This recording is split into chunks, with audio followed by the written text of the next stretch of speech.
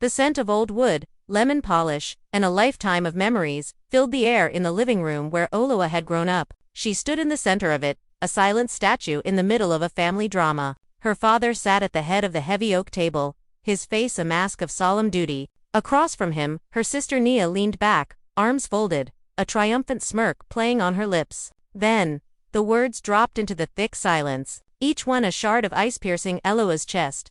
"We've decided to give this house to your sister," her father announced, his voice unnervingly calm, as if he were merely commenting on the weather. The world seemed to stop. The ticking of the grandfather clock in the hall became a deafening thud. Her mother, seated beside her father, suddenly found the pattern on the tablecloth intensely fascinating, refusing to meet her daughter's eyes. Nia's smirk widened into a full-blown, victorious grin. But Eloa didn't scream. She didn't burst into tears or launch into a tirade of accusations. Instead, a slow, knowing smile touched her own lips. It was a small, quiet expression, but it held a universe of secrets. What they didn't know, what they couldn't possibly imagine, was that the neatly folded papers tucked away in her handbag had already sealed their fate, and the game they had just started was one she had already won.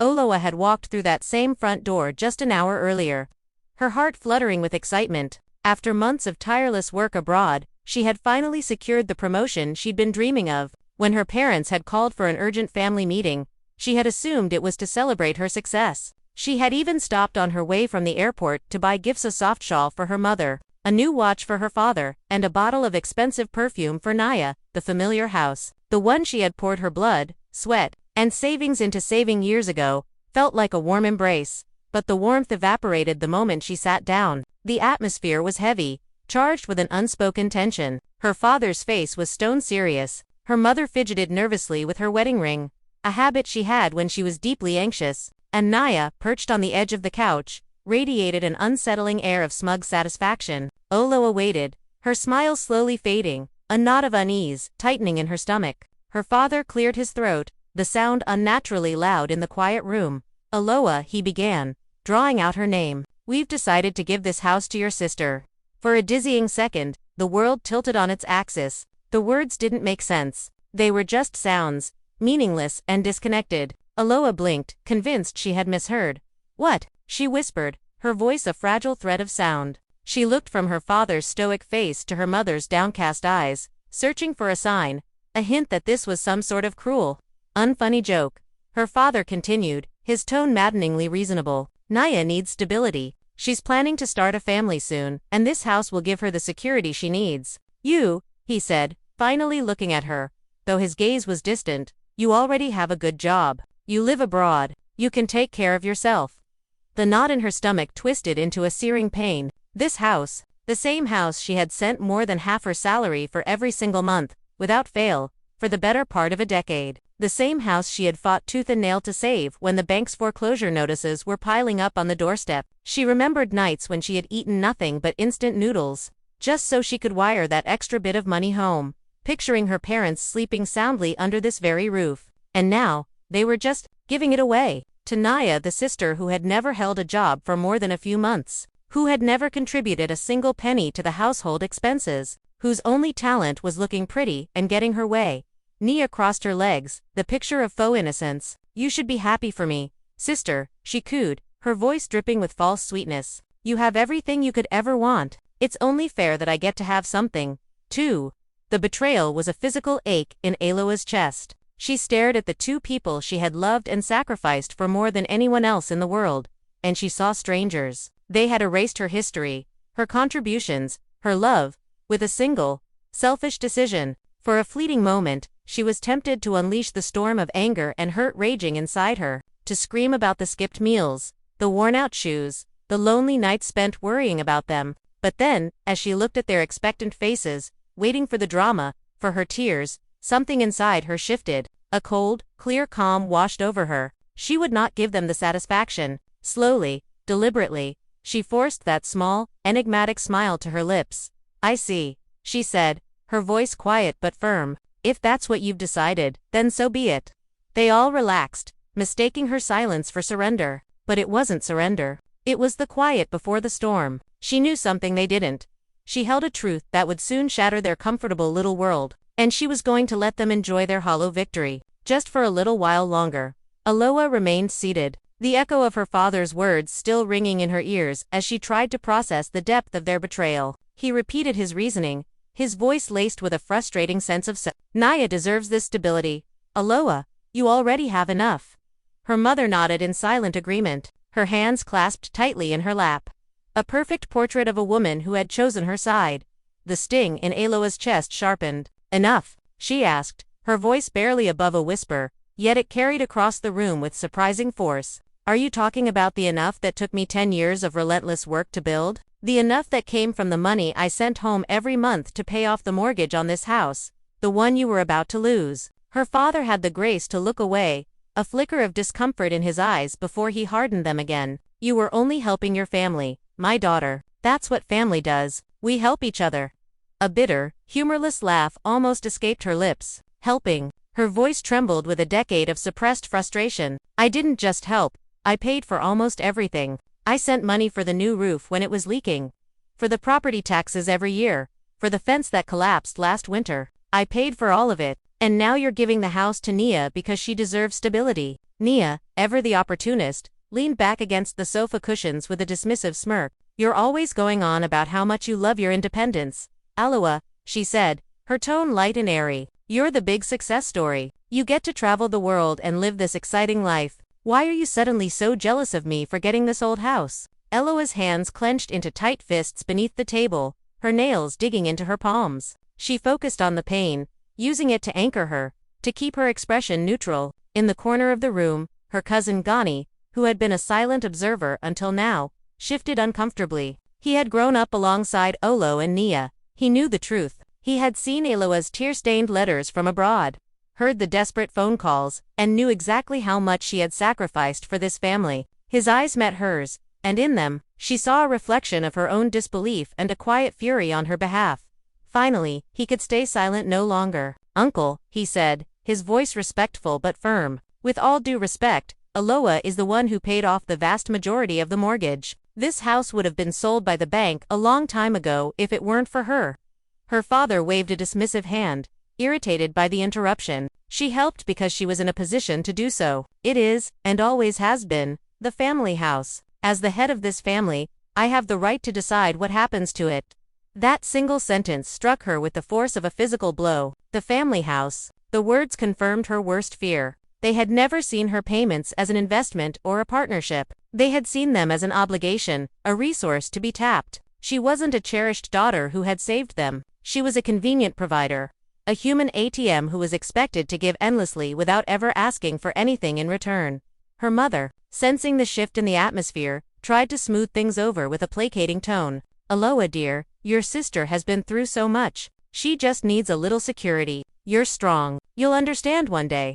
Aloha nodded slowly, swallowing the thick lump of grief that had formed in her throat. Maybe I will, she replied, her voice eerily calm, but inside, her heart, once so full of love for them, was turning to ice. Her gaze met Gani's again. He gave her a subtle, almost imperceptible nod. He saw it tooth the quiet, determined fire that had just been ignited within her. She wasn't going to fight them with words. She wasn't going to plead or beg for the respect she deserved. Not anymore. She was going to let them bask in the glow of their supposed victory, because the real reckoning was coming, and it would be swift, silent, and absolute. Later that evening, after the tense meeting had concluded, Naya followed Aloha into the kitchen. She sauntered in, her steps light and bouncy, overflowing with the arrogance of her win. Leaning casually against the counter, she crossed her arms, that familiar, irritating smile plastered on her face. You really should be happy for me, sister, she said, her voice a surreptitious weak confection of condescension. After all, not everyone gets to be the chosen one. Aloha, who was pouring herself a cup of tea, paused, her hand hovering over the kettle. Chosen one, she repeated, the words tasting like ash in her mouth. Nia shrugged, examining her perfectly manicured nails. Well, yes, Dad said it himself. I'm the one who deserves stability. You already have everything: the high-powered job, the fancy car, the exciting life in another country. You're so fiercely independent. I'm not built like you, Aloha. I need this house far more than you ever did. Aloha turned to face her, her expression unreadable. She struggled to reconcile the young girl she had once played with in the garden with the selfish, entitled woman standing before her. Inside, a volcano of rage was simmering, threatening to erupt. How could Naya be so utterly blind, so completely devoid of gratitude or shame? This was the same sister who treated employment like a temporary hobby, who floated through life on a cloud of other people's money and effort, who had been spoiled so thoroughly that she genuinely believed the world owed her everything. And now she stood there, claiming this house as her prize, as if she had earned it through merit. Eloa took a slow, deep breath, forcing the anger down. Naya, you do remember that I'm the one who paid off most of the mortgage, don't you? You remember those years when Mom and Dad were getting letters from the bank every week? Nia rolled her eyes with dramatic flair. Oh please, don't start with that again. You helped out. Sure, we all appreciate it, but it's not like you were doing it to claim ownership, were you? You always used to say you were doing it for the family. So don't try to act like some kind of martyr now. Her words were like tiny, poisoned darts, each one finding its mark. Eloa felt her throat tighten, but she refused to let her voice waver. Nia's smirk returned, more pronounced this time. She tilted her head, studying Uloa as if she were a curious puzzle. Honestly, you should be grateful. You get to escape all the family drama and live your fabulous life abroad, while I'm the one who has to stay here and take care of the home. When you think about it, it's perfectly fair. The absurdity of the statement almost made Uloa laugh out loud. Fair. That word had clearly lost all meaning within these four walls, but arguing was pointless. It would be like trying to explain color to someone born blind. So, instead of fighting, she let a faint, cool smile grace her lips. You're right, Nia, it's fair. Nia blinked, momentarily taken aback by Eloa's easy capitulation. She had been gearing up for a fight, a screaming match, a tearful confrontation. This quiet acceptance was disarming. See, I knew you'd understand in the end, she said, her tone smug as she preened, her victory now complete in her mind. She turned to leave, tossing over her shoulder. Oh, and don't you worry, I'll take excellent care of the place. Eloa watched her sister sashay out of the kitchen. Her own hands were trembling slightly as she set her teacup down on the saucer with a soft clink. Her silence was not weakness. It was a strategy. It was control. To argue with them would be to validate their decision, to give them power over her emotions. She understood now, with chilling clarity, that her family had drawn their battle lines, and she was standing on the opposite side, alone.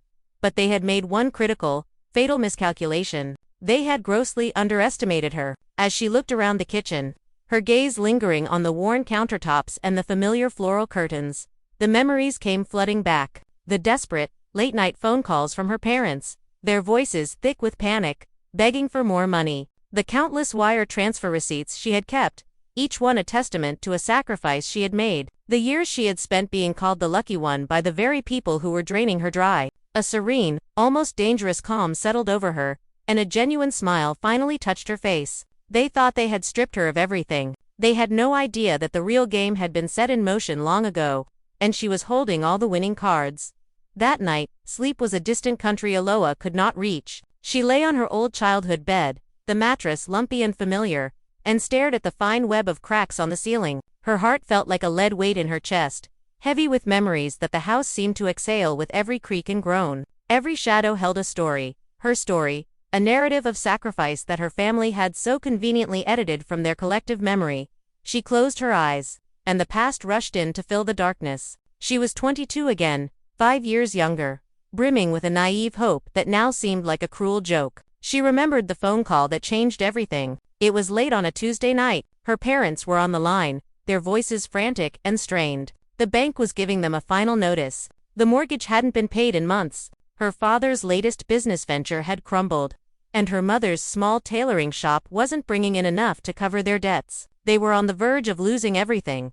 Oloa had just started her first real job abroad. Her savings account was pitifully small, holding barely enough to cover her own rent and bills for the next 2 months. But hearing the raw fear in her father's voice, the sound of her mother weeping softly in the background, she didn't hesitate. She went to a 24-hour remittance center that very night and wired them every penny she had.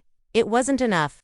Of course, it was just a temporary fix. So the cycle began. Month after month, year after year, she sent money. She learned to live on the bare minimum. She remembered the gnawing ache of hunger as she skipped lunch to save a few dollars, the embarrassment of wearing clothes until they were threadbare, the exhaustion of walking miles to and from work to save on bus fare. She did it all with the image of her family, safe and secure in their home, as her driving force. She would sometimes cry herself to sleep from loneliness and stress, but she would always wake up the next morning and tell herself it was worth it. It was for family. Then came the day the debt was finally cleared. Her parents were ecstatic. Her father, his voice choked with emotion, had pulled her into a tight hug during her visit home. "You've saved this family, Aloha, you've saved this house," he had declared. He promised her, with tears in his eyes, that her sacrifice would be honored. One day, he had said, "Your name will be on the title deed right next to mine."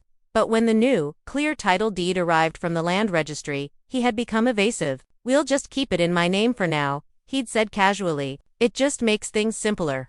And she, full of love and trust, had believed him. She never questioned it. Years passed. The flow of money from her to them never stopped. It was for the constant repairs the old house needed, for the new water heater, for Nia's university fees when her parents couldn't afford them. Her life abroad was a lonely, relentless grind, but every time she felt like giving up, she would think of her family and push herself harder.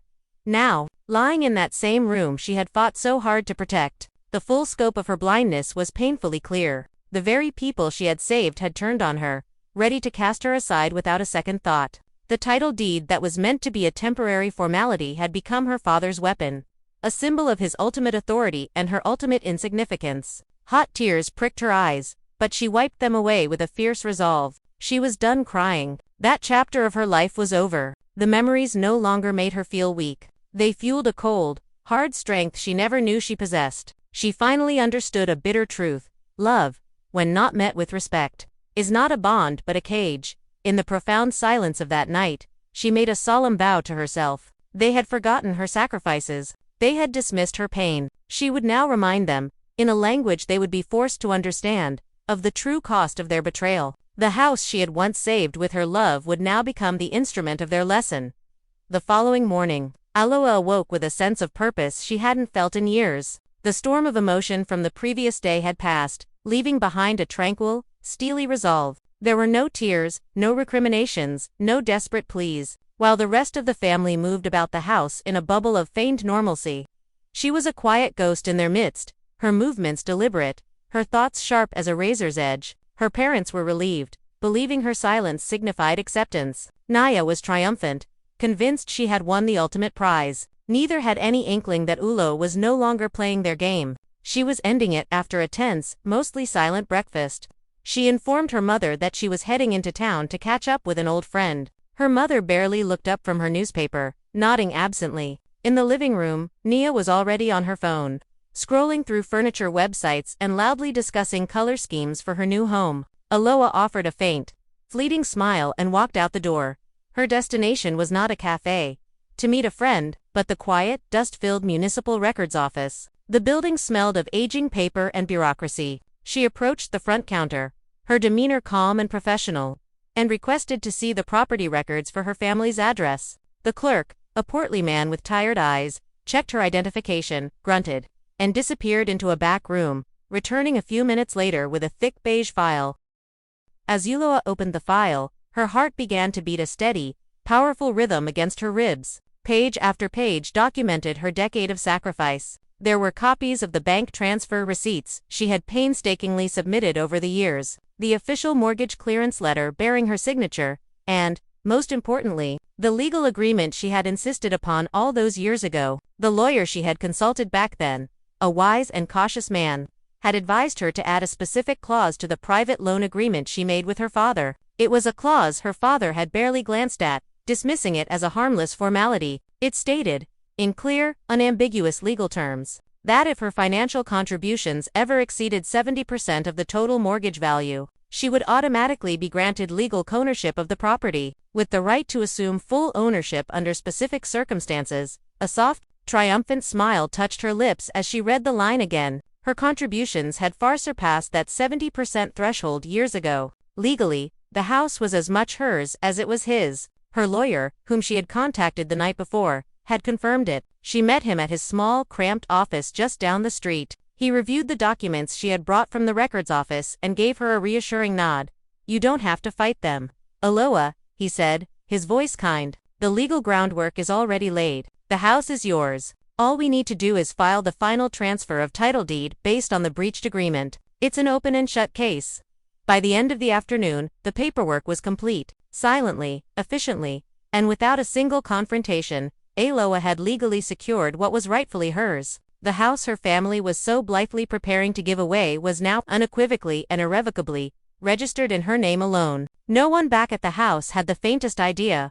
Walking back, the late afternoon sun warm on her face, she felt a profound sense of peace. A weight she had been carrying for a decade had finally been lifted. This wasn't about revenge. This was about justice. It was about reclaiming her own story. They had mistaken her kindness for weakness and her generosity for foolishness. She had just turned her pain into power.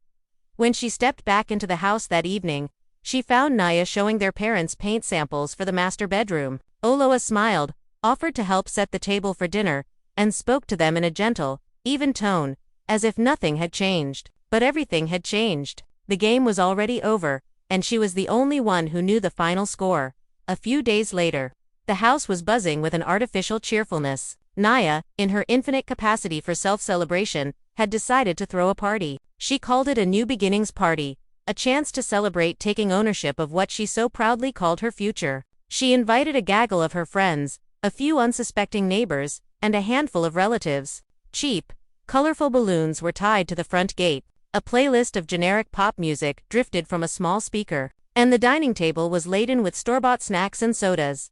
Everyone seemed to be caught up in the festive mood. Everyone except Uloa. She had taken a seat in an old armchair in the corner of the living room, a silent observer watching the charade unfold. Her calm, watchful eyes missed nothing. Naya was in her element, flitting around the room like a queen in her court. Her smile was wide and dazzling as she accepted hugs and congratulations. "This is going to be my living room," she announced dramatically to a friend, gesturing with a sweeping motion. "My parents finally realized it was time for me to have a solid foundation, something of my own."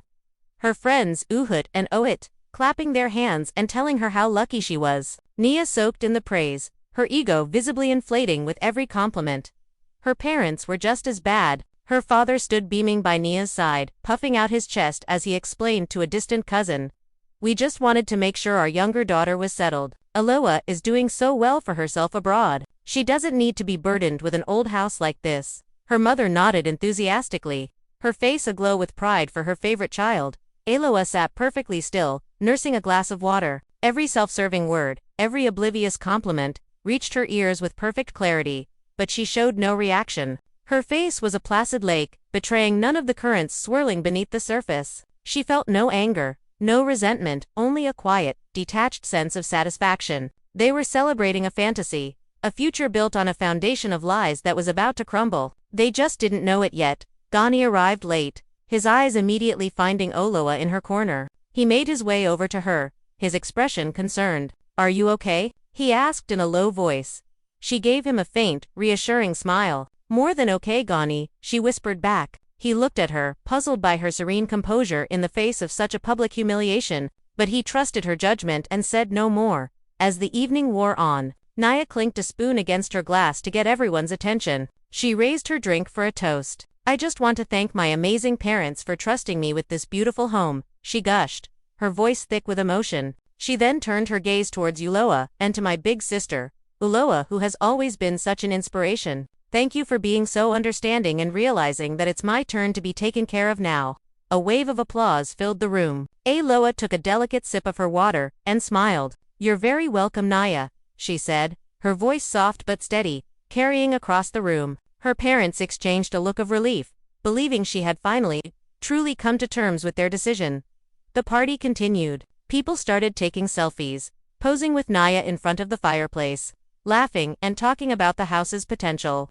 Nia's friends kept repeating, "You are so lucky, Nia," and she would nod, her expression one of profound, well-deserved fortune. Feeling the need for some fresh air, Oloa quietly excused herself and stepped out into the garden. She walked to the front gate, leaning against the cool iron bars. She looked back at the house, a warm beacon of light and laughter in the encroaching twilight. It looked so peaceful, so normal, but she knew the peace was fragile, an illusion on the verge of shattering. The truth was already sealed, stamped, and waiting in a legal document, making its way to them at the perfect, most dramatic moment. When she walked back inside, a knowing smile playing on her lips. No one even noticed. She rejoined the party, as calm and composed as ever, sipping her water and waiting for the final act to begin. The party was reaching its peak. Laughter echoed off the walls as Nia's friends shared loud, pointless stories. Nia herself was glowing, the undisputed star of the evening, holding court near her beaming parents and describing in great detail how she planned to knock down a wall to create an open-plan kitchen. Her mother was busy replenishing a platter of cheese and crackers, while her father stood with a group of relatives, accepting congratulations on their wise and generous decision. Aloha remained on her sofa, a silent island in the sea of noise. She held her half-empty glass of water, watching the scene with the detached curiosity of an anthropologist. She listened to the chatter, smiled politely when anyone caught her eye, and waited. The anger had long since burned away, leaving behind only the cold, clear certainty of what was to come. She was no longer a participant in their lives. She was merely a spectator at the closing scene of their self-made drama. Then, through the sound of the music and laughter, another sound emerged, the crunch of tires on the gravel driveway, followed by firm, measured footsteps approaching the front door. A man in a crisp, dark suit appeared in the doorway, holding a large manila envelope. He looked formal, out of place, and serious. The party's momentum faltered. Conversations trailed off as everyone turned to look at the unexpected guest. The man's eyes scanned the room until they landed on Aloha. "Miss Aloha?" he asked, his voice clear and professional. Cutting through the remaining whispers, slowly, gracefully, Aloha rose to her feet. "Yes," she replied, her own voice perfectly calm.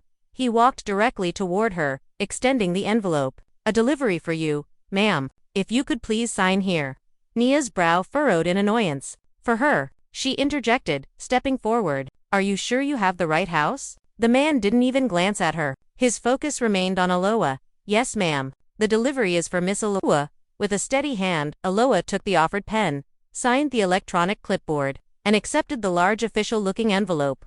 The room had fallen completely silent now. The pop music was still playing softly in the background, a tinny, cheerful soundtrack to the mounting tension. Nia, her parents, and all their guests watched Aloha, their faces a mixture of confusion and suspicion.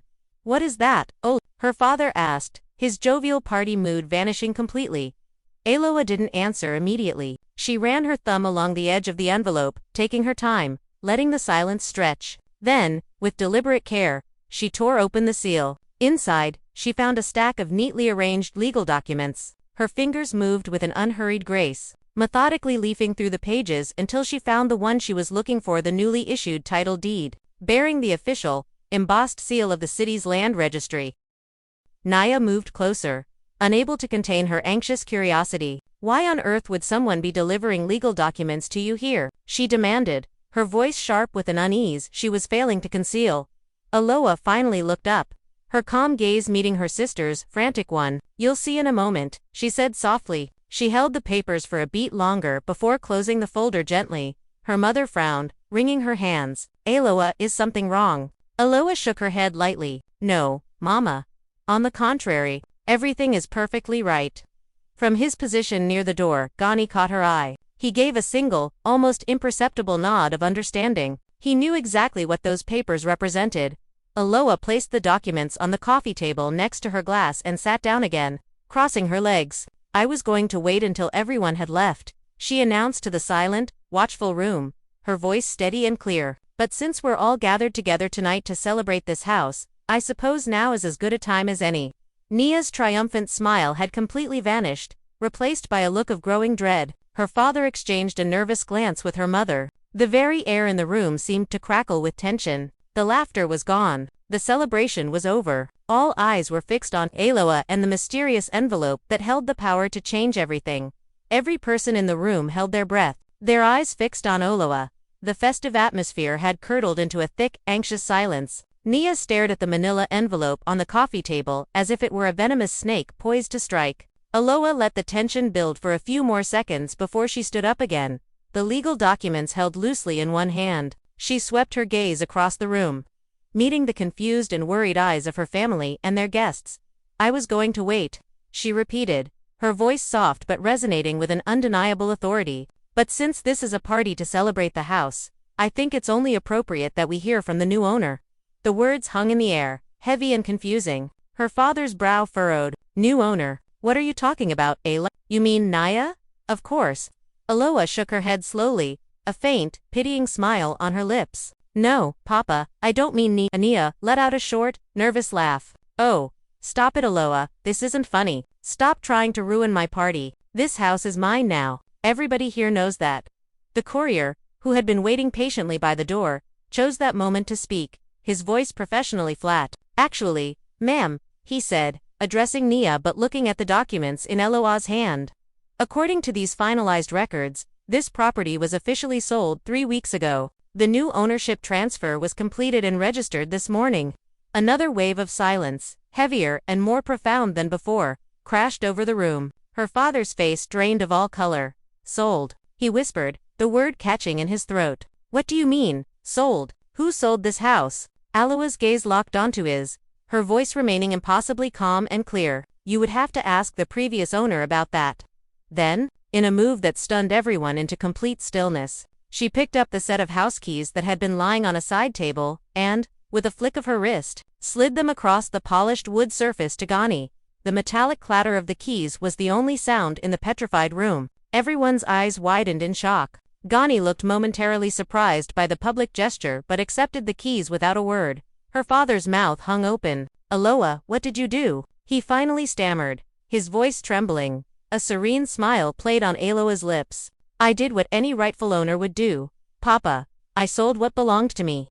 Her mother let out a strangled gasp, her hand flying to her mouth. Yours, but this is the family house. Aloha nodded slowly. Yes, Mama, it was, and I am part of this family. The part that paid for it, the part that saved it, the part you chose to forget. Nia's face was now a mask of crimson fury. You can't do that. You have no right. You can't just sell our home. Aloha looked at her younger sister, not with anger, but with a cool, detached pity. I already did. She then turned her attention to Gani, who was now holding the keys. Take good care of it, she said softly. You'll manage it far better than anyone else here. Her father collapsed into the nearest armchair, looking as if he had aged 20 years in 20 seconds. How could you do this to us? To your own family? He whispered, his voice broken. Aloha's expression remained gentle, but her words were like steel. I didn't do anything to you, Papa. I just stopped letting you do things to me. The room was a tableau of shock and disbelief. Everyone stared at Aloha as if they were seeing her for the first time, not as the quiet, obliging daughter, but as a woman of immense, silent power. She hadn't needed to raise her voice. She hadn't needed to cry or scream. She had simply reclaimed her life with the calm, irrefutable power of the truth. And in that deafening silence, they all finally understood. The game was over. She had won. The stunned silence shattered, and the room erupted into chaos. Nia's shock curdled into a wild, hysterical rage. You're a liar. This is a trick. It can't be true, she shrieked, her hands shaking as she pointed an accusing finger at Aloha. Her parents scrambled to their feet, their faces contorted with a mixture of confusion and fury. Aloha, what is the meaning of this madness? Her father bellowed, his voice cracking. You cannot sell this house. It is our home. It belongs to us. But Aloha remained an unshakable pillar of calm amidst their storm. Her quietness was more powerful than their shouting, cutting through the noise like a blade. No, Papa, she said, her voice soft yet firm. Legally, it was mine. You conveniently forgot about the agreement we both signed all those years ago. The agreement that made me the majority owner. I only ever let you stay here out of love and a sense of duty. A trust you broke.